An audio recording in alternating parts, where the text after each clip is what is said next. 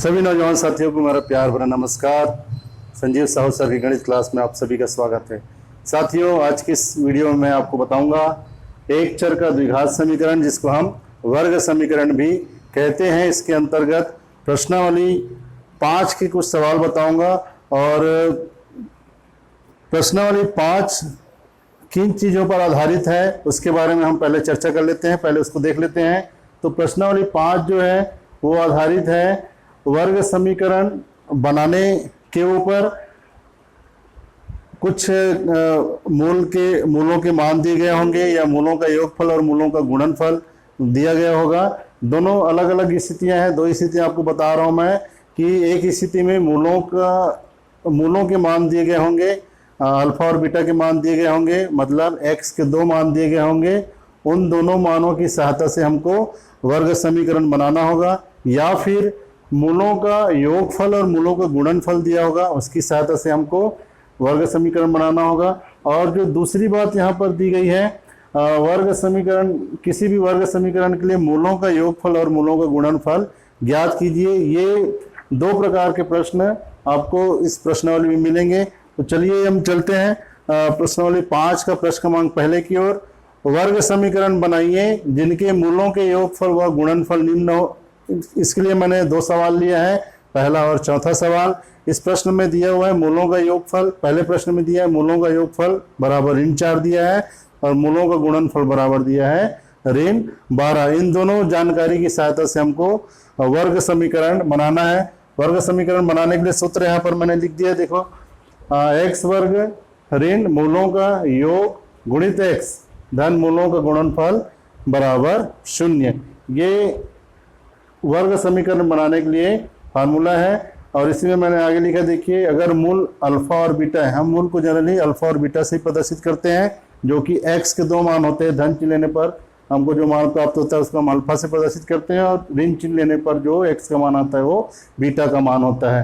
तो यदि मूल अल्फा और बीटा है तो ये जो सूत्र है वो इस रूप में कन्वर्ट हो जाएगा, बदल जाएगा। एक्स वर्ग ऋण alpha plus beta, alpha plus beta का मतलब मूलों का योगफल या मूलों का योग गुणित x plus alpha into beta का मतलब मूलों का गुणनफल बराबर 0। ये सूत्र का उपयोग करते हुए हम वर्ग समीकरण प्राप्त करेंगे। चलिए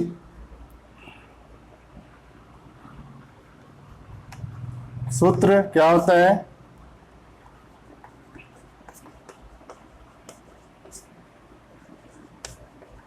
वर्ग समीकरण एक्स वर्ग ऋण मूलों का योग गुणित होता है एक्स धन मूलों का गुणनफल बराबर 0। ये सूत्र होता है। इस सूत्र में हम मान रखेंगे तो एक्स वर्ग तो ज्यों का त्यों रहेगा, ऋण मूलों का योग दिया है कितना, ऋण 4, तो ये हो जाएगा ऋण 4, और सूत्र में यहाँ पर x होता है तो x हो जाएगा, धन मूलों का गुणनफल कितना दिया है, ऋण 12, तो यहाँ पर हो जाएगा ऋण 12 बराबर 0।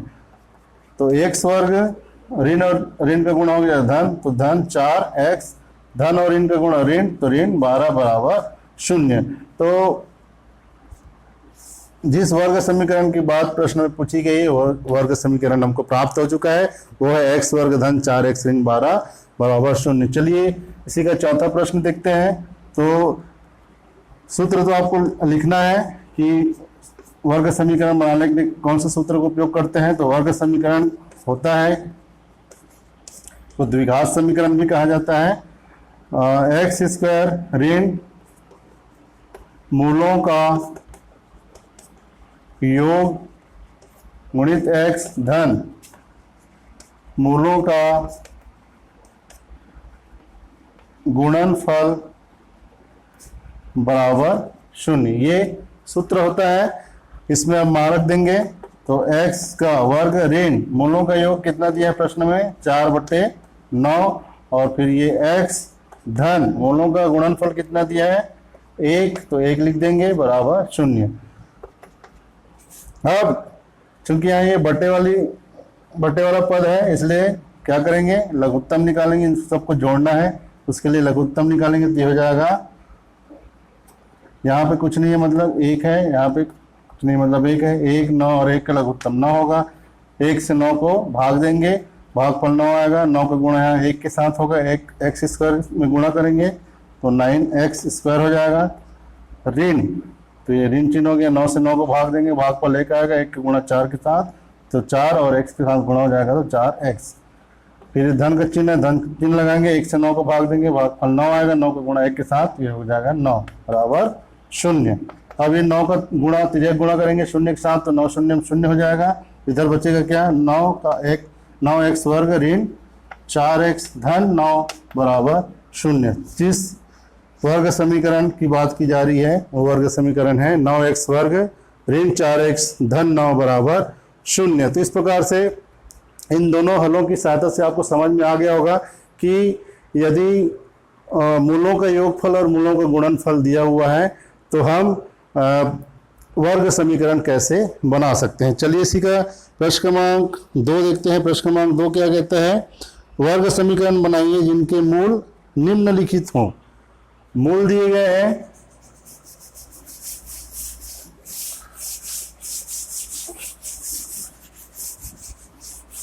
ये तो मूलों का गुणनफल और मूलों का योगफल दिया है, तब वर्ग समीकरण का बनाना हो गया। अब वर्ग समीकरण बनाइए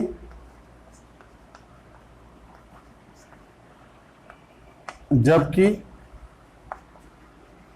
मूल निम्न हो। इसमें कुछ प्रश्न ले लेते हैं।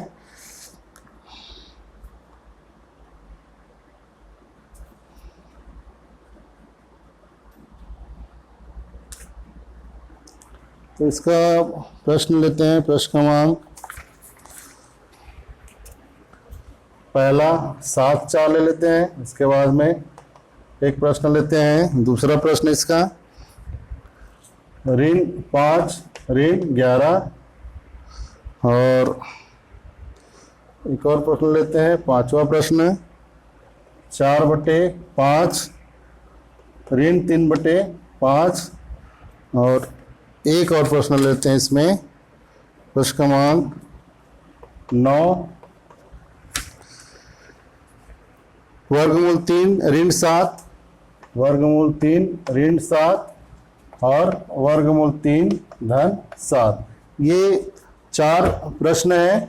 इसके अंतर्गत वर्ग समीकरण बनाना है। तो पहले के लिए मूल मतलब क्या होता है, ये अल्फा और बीटा का मान होता है। तो हल क्रमांक पहला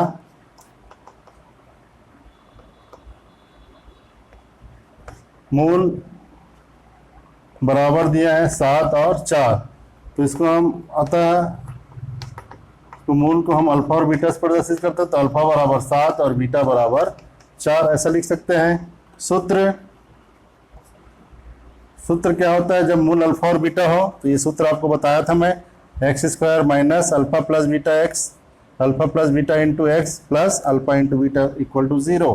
तो सूत्र होता है x का वर्ग ऋण alpha plus beta x plus alpha into beta equal to 0। ये फार्मूला होता है, इसमें मार्क देंगे। तो x वर्ग ऋण अल्फा और बीटा का मान कितना है, 7 और 4। तो 7 धन 4 इंटू एक्स धन अल्फा और बीटा, अल्फा इंटू बीटा मतलब 7 गुणित 4, ये अल्फा इंटू बीटा का मान हो जाएगा।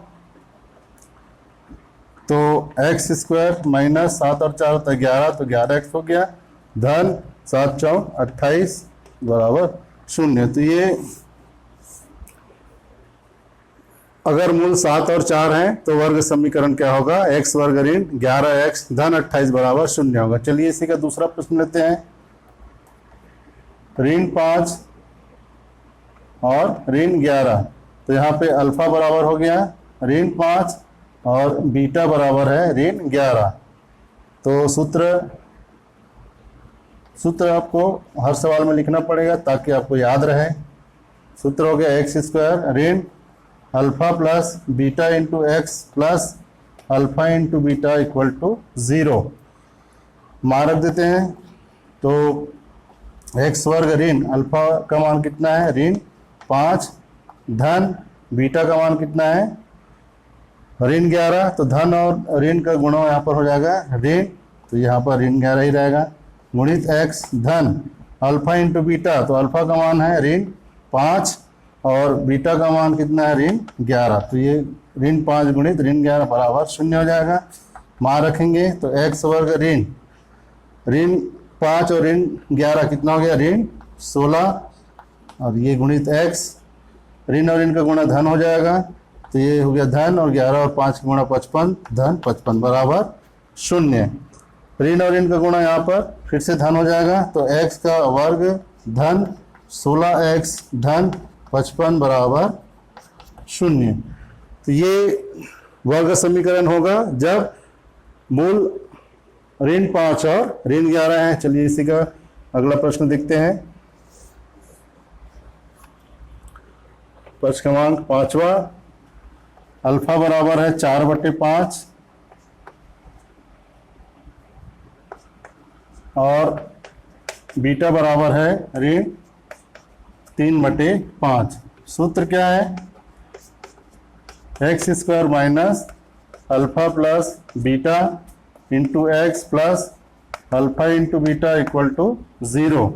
मान रखेंगे सूत्र में, तो x का वर्ग ऋण अल्फा का मान कितना है 4/5 धन बीटा का मान है ऋण 3/5, तो ऋण और धन का गुणा ऋण हो जाएगा, तो ये ऋण 3/5 हो गया, गुणित x धन अल्फा का मान 4/5 और गुणित बीटा का मान ऋण 3/5 बराबर 0।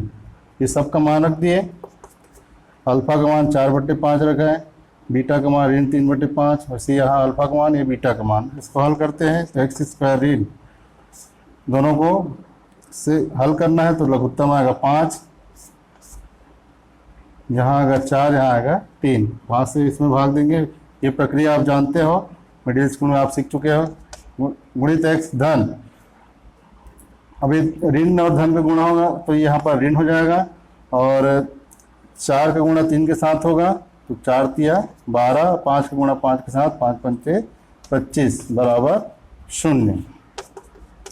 तो x वर्ग ऋण 4 में 3 घटा 1 बचा, और क्योंकि और नीचे में क्या है 5 है, तो 1/5 धन 1/5 और ऋण चिन्ह का गुणा होगा, ये हो जाएगा ऋण 1/5 और ये गुणित x, यहाँ कितना बचा है ऋण 12/25 बराबर 0। इस प्रकार हमको अभी समीकरण मिला है। अब इसको आगे और हल करेंगे, तो यहाँ पे कुछ नहीं, मतलब एक है 1, 5 और 25 का लघुत्तम निकलेगा, तो कितना हो जाएगा 25, और 1 से 25 में भाग देंगे 25 आएगा, 25 का x² में गुणा होगा तो 25x का वर्ग। यहाँ पे विशेष ध्यान रखना है, 1, 5 और 25 का हम लघुत्तम ले रहे हैं, 25 आएगा, 1 से 25 को भाग देंगे तो भागफल 25, 25 का गुणा अंश में होगा तो 25x वर्ग हो जाएगा। फिर ऋण चिन्ह है तो ऋण चिन्ह लगाएंगे, 5 से फिर 25 में भाग देंगे, भागफल 5 आएगा, 5 का गुणा x में होगा या 1 में होगा तो 5x हो जाएगा। फिर ऋण चिन्ह है तो ऋण चिन्ह लगाएंगे, 25 से 25 को भाग देंगे, भागफल 1 आएगा, 1 का गुणा 12 में तो हो गया 12 बराबर 0। 25 और 0 का तिर्यक गुणा होगा तो 0 हो जाएगा, 0 हो जाएगा, तो इधर बचेगा क्या 25x का वर्ग ऋण 5x ऋण 12 बराबर 0। जिस वर्ग समीकरण को हमको पूछा गया है वर्ग समीकरण है 25x वर्ग ऋण 5x धन 5x ऋण 12 बराबर 0। कौन सा समीकरण है, ये वह वर्ग समीकरण है जिसका मूल 4/5 है और ऋण 3/5 है। चलिए इसका जो अंतिम प्रश्न है उसको देख लेते हैं।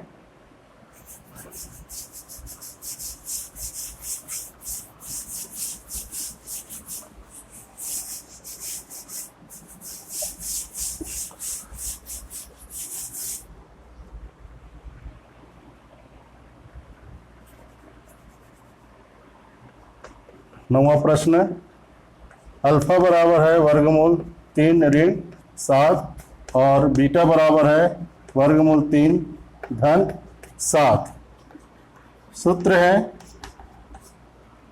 एक्स का वर्ग ऋण अल्फा प्लस बीटा गुणित एक्स धन अल्फा इंटू बीटा बराबर 0। मान रखना है तो एक्स वर्ग ऋण अल्फा का मान है वर्गमूल 3 ऋण 7 धन का चिन्ह धन चिन्ह बीटा का मान वर्गमूल 3 धन 7 गुणित एक्स धन अल्फा का मान फिर से रखेंगे अल्फा इंटू बीटा में वर्गमूल 3 ऋण 7 और बीटा का मान वर्गमूल 3 धन 7 बराबर 0। ये अल्फा और बीटा का मान हमने रख दिया सूत्र में। इसको सरल करेंगे तो एक्स स्क्वायर ऋण धन वर्गमूल 3 धन वर्गमूल 3 2 वर्गमूल 3 हो गया ये और ऋण 7 धन 7 बराबर 0 गुणित एक्स धन ये ए ऋण बी गुणित ए धन बी के रूप में है तो ए ऋण बी गुणित ए धन बी बराबर क्या होता है ए का वर्ग ऋण बी का वर्ग। तो इस सूत्र का उपयोग करेंगे ये हो जाएगा वर्गमूल 3 का वर्ग ऋण 7 का वर्ग बराबर 0।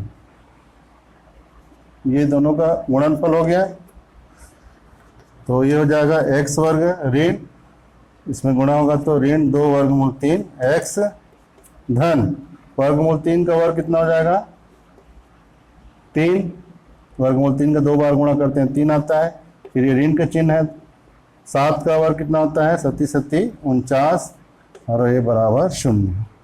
ये हो जाएगा एक्स का वर्ग ऋण 2 वर्गमूल 3 एक्स और धन 3 और ऋण 49 दोनों का चिन्ह अलग अलग है इसलिए बड़ी संख्या में छोटी संख्या घटाएंगे और बड़ी संख्या का चिन्ह लग जाएगा क्योंकि बड़ी संख्या का चिन्ह ऋण है इसलिए ऋण होगा और 9 में 3 घटाएंगे तो ये बचेगा 6 और 4 का 4 तो 46 बचा बराबर 0। तो इस प्रकार से यदि मूल किसी वर्ग समीकरण के मूल वर्गमूल 3 ऋण 7 और वर्गमूल 3 धन 7 है तो उस वर्ग समीकरण तो उसका वर्ग समीकरण क्या होगा उस एक्स वर्ग ऋण 2 वर्गमूल 3 एक्स ऋण 46 बराबर 0।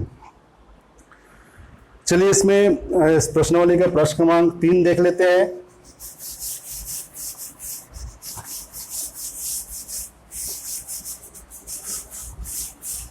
प्रश्न क्रमांक 1 और 2 में मैंने आपको बताया कि यदि किसी भी सवाल में वर्ग समीकरण के मूल दिए गए हैं तो वर्ग समीकरण कैसे बनाना है और वर्ग समीकरण के मूलों का योगफल और मूलों का गुणनफल दिया है तो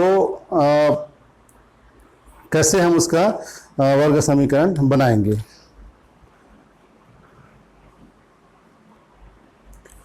प्रश्न क्रमांक 3 क्या कहता है निम्नलिखित वर्ग या द्विघात समीकरणों के मूलों के योगफल व गुणनफल ज्ञात कीजिए। जैसे कि मैंने आपको शुरू में बताया था कि इस वर्ग समीकरण को जो मानक रूप होता है उसके लिए मूलों का योगफल और गुणनफल क्या होता है उन्हीं सूत्र का उपयोग करते हुए यहाँ पर हम वर्ग समीकरण के मूलों का योगफल और गुणनफल ज्ञात करेंगे। यहाँ मैंने 2 सवाल लिया है पहला और चौथा। पहला सवाल है 3x वर्ग धन 7x धन 1 बराबर 0। तो इसमें करना क्या है सबसे पहले आपको मानक वर्ग समीकरण ax वर्ग धन bx धन c बराबर 0 से तुलना करके a b और c का मान ज्ञात करेंगे। तो यहाँ पर a का मान है 3 b का मान है 7 और c का मान है 1। ये a का मान हो गया b का मान और c का मान हो गया।